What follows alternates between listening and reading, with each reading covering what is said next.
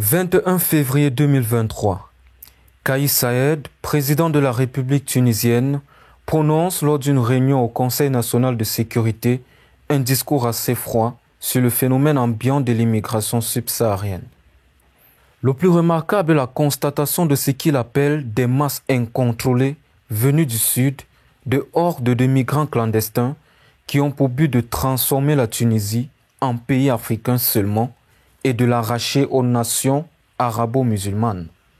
Discours qui entraîne une irrigation complexe d'incompréhension, de tension, de division, malgré les tentatives de clarification du ministre tunisien des Affaires étrangères.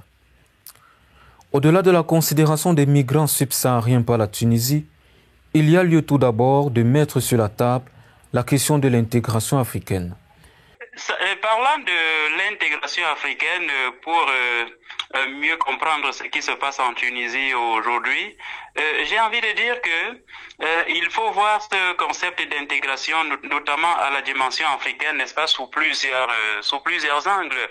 Alors, s'agit-il de l'intégration de l'Afrique, s'agit-il de l'intégration des peuples africains, ou alors de l'intégration africaine? Parce que dans un sens comme dans l'autre, on va trouver matière justement à discussion. Cependant, il se trouve que lorsqu'on parle de l'intégration en Afrique, il faut remonter, n'est-ce pas, aux premières années des indépendances et peut-être même avant l'indépendance pour voir les prémices, n'est-ce pas, de cette volonté d'intégration du continent africain dont justement le projet et l'idéologie ont été portés par Kwame Nkrumah et ses pairs de l'époque. Mais toujours est-il que, ayant raté le virage de la décennie 60, où on a plutôt obtenu une organisation de l'unité africaine plutôt en lieu et place d'une organisation pour l'unité africaine, alors il y a que le concept a été appréhendé de diverses manières par un certain nombre de peuples africains, ou tout au moins par tous les Africains d'ailleurs.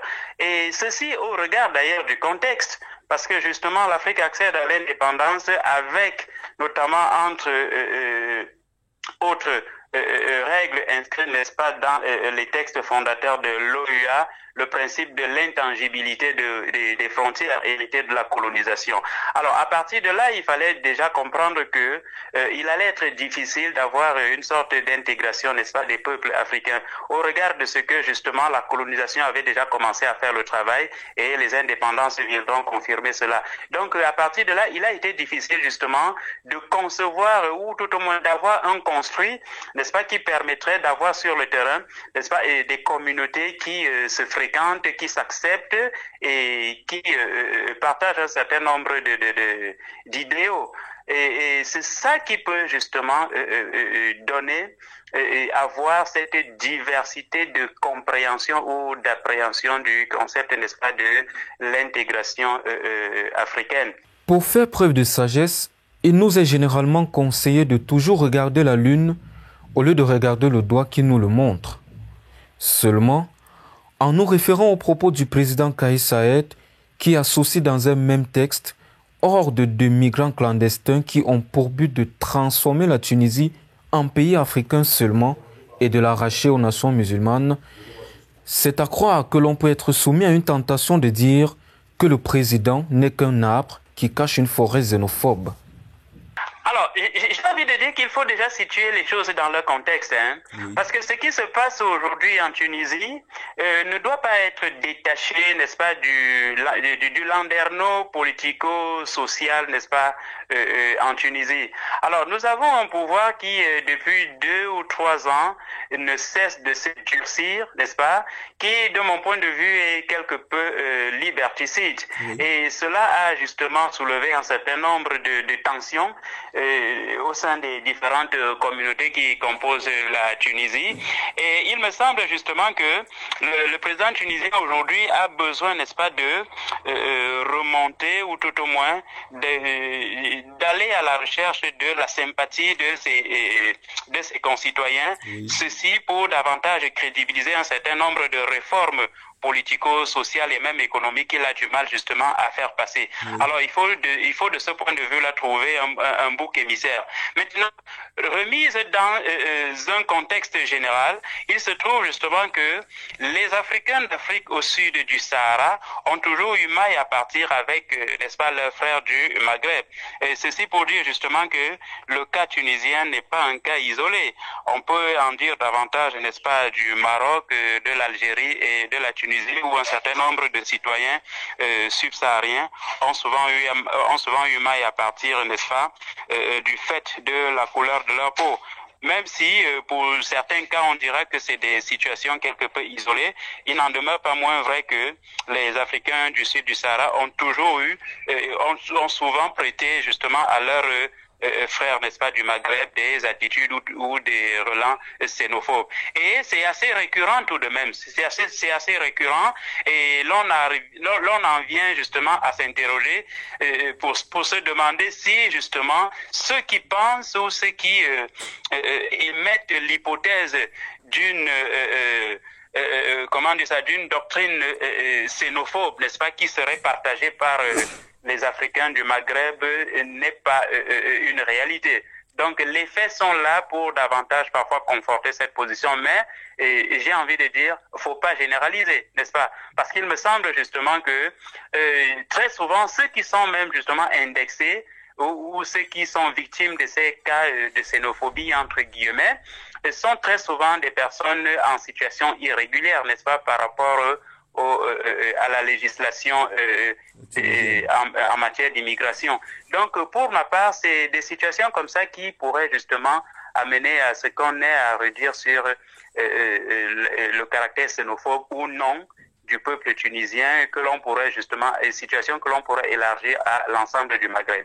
L'argument posé par l'autorité tunisienne pour convoquer ces mesures urgentes, entre guillemets, c'est que selon lui, les migrants subsahariens sont responsables des violences, crimes et actes inacceptables orchestrés sur le territoire tunisien. Argument qui relève du déjà-vu. Ce n'est pas un fait nouveau. Alors, il ne s'agit pas seulement des Africains au sud du Sahara. Vous allez observer que parfois même en Afrique du Sud, lorsque ce type de tensions ces tensions qui sont quelque peu récurrentes depuis ces 5 dernières années en Afrique du Sud ont toujours eu les mêmes mobiles. Et même dans beaucoup d'autres pays, y compris en Occident, on pense toujours que les migrants et les Africains au sud du Sahara sont ceux-là qui viennent justement créer l'insécurité, un peu comme si le noir serait de facto un facteur d'insécurité. Donc pour moi, c'est des alibis, c'est des prétextes, n'est-ce pas, qui sont souvent argués ainsi pour justifier une situation qui aurait de la peine justement à trouver des justificatifs tant sur le plan juridique que sur beaucoup d'autres plans d'ailleurs. Donc pour moi c'est un faux fuyant, c'est régulier. Et il n'en demeure justement pas moins vrai que les migrants sans papier, justement par instinct ou pour des raisons de survie, peuvent arriver, n'est-ce pas, dans ce type de pays à poser un certain nombre d'actes qui sont répréhensibles par la législation locale. Mais de là à généraliser, moi j'ai envie de dire qu'il y a un peu d'exagération. Toujours est-il que il se trouve quand même qu'il s'agisse de la Tunisie, de la Libye, du Maroc, dans une certaine mesure de l'Égypte, c'est des pays qui sont sur l'axe, n'est-ce pas, de convergence des Africains au sud du Sahara vers l'Occident ou tout au moins vers l'Europe à la recherche de l'Eldorado. Et de mon point de vue, cela devient inévitable, des situations comme ça deviennent inévitables.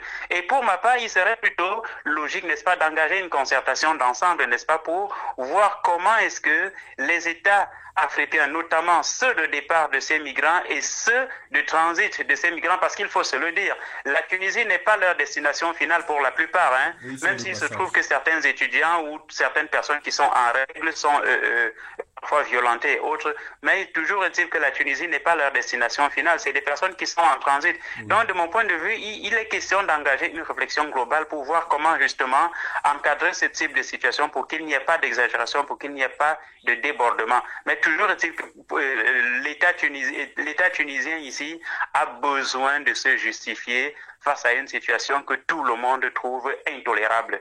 Ces éléments réunis conduisent potentiellement à un grand remplacement théoriquement milité dans la politique tunisienne.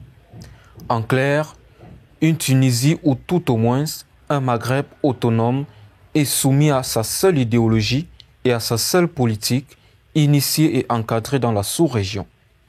Bien qu'il faille réunir davantage de données pour confirmer cette théorie. Et l'Union africaine dans tout ça? Alors là, une sanction de l'Union africaine, je reste dubitatif. Il y a certes que l'Union africaine va certainement condamner, n'est-ce pas, de tels actes, et c'est déjà d'ailleurs le cas. Oui. Un certain nombre d'organisations également vont le faire. Mais pour ce qui est principalement de l'Union africaine, elle nous a habitués à une sorte de sommeil permanent, hein, on va dire ça comme ça. Ils vont certes condamner, mais de là à prononcer une sanction, je doute fort. Et quand bien même il y aurait une sanction, je ne sais pas, ces 10 dernières années, je ne sais pas si vous avez souvenance, n'est-ce pas, d'une sanction de l'Union africaine qui a eu effet, n'est-ce pas, et cela pose davantage, n'est-ce pas, le problème de la viabilisation et même de la fiabilité de l'Union africaine. C'est une organisation qu'il va falloir, quoi que l'on dise et quel que soit le temps que cela prendra, il va falloir la reformer afin qu'elle puisse justement jouer le rôle qu'elle est appelée à jouer. Mais tant qu'elle va fonctionner telle qu'elle fonctionne aujourd'hui, avec toutes ces pesanteurs, n'est-ce pas, et Dieu seul sait si nous avons le temps pour décortiquer ces différentes pesanteurs-là. Alors tant que toutes ces pesanteurs subsisteraient, il me semble que l'Union africaine sera toujours, n'est-ce pas, assez mal suivies, ou tout au moins ces décisions, ces sanctions seront toujours mal suivies ou pas du tout respectées par les États membres, du fait de ce qu'elles-mêmes ne semblent ne pas peser d'un poids suffisamment important, n'est-ce pas, pour se faire respecter. Terrain doté de forces vives prêtes à bâtir une unité telle que voulue par ces panafricains, les États subsahariens gagneraient à prendre ces propos comme une sonnette d'alarme en vue de redéfinir sa politique internationale et sa nature diplomatique avec les nations se reconnaissant plus comme arabo-musulmanes que nations africaines.